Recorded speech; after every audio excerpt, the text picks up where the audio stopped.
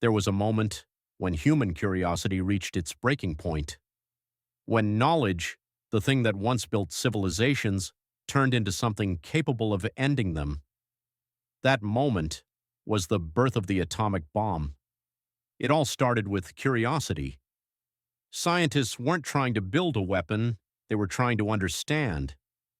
In the early 1900s, we discovered the atom, tiny, invisible, the building block of everything. But soon we found something shocking. Inside that tiny atom was unimaginable power. Let's pause here for a second. Imagine holding a small pebble in your hand. Now imagine that pebble could power an entire city or destroy it in a heartbeat. That's how insane this discovery was. It started as a dream of energy, a belief that if we could harness atomic power, we could create infinite light, endless electricity, a world without hunger or darkness. But dreams can twist. Then came the war, World War II. The world was burning, nations were desperate, and scientists were forced to choose sides. In 1939, Albert Einstein, the man who gave us E=mc², wrote a letter to President Roosevelt. He warned him that Germany might be building a bomb using the same energy that powers the stars. That letter changed history. It started something called the Manhattan Project. Imagine this, bro. A secret city in the middle of the desert. Thousands of scientists working in silence, no one knowing exactly what they were creating.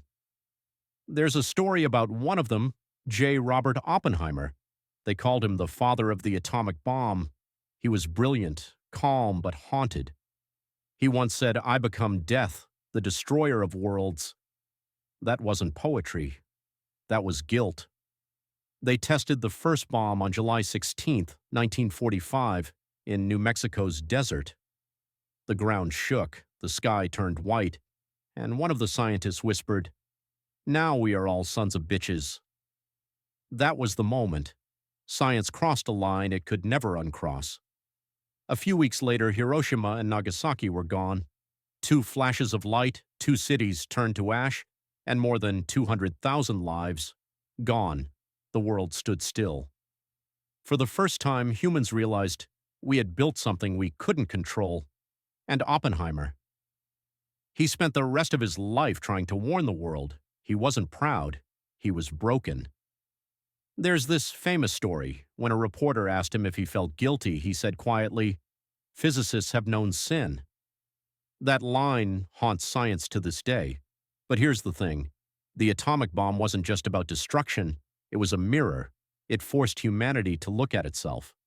We learned we could split the atom, but we still can't control our ego. We can end wars with knowledge or end ourselves with it.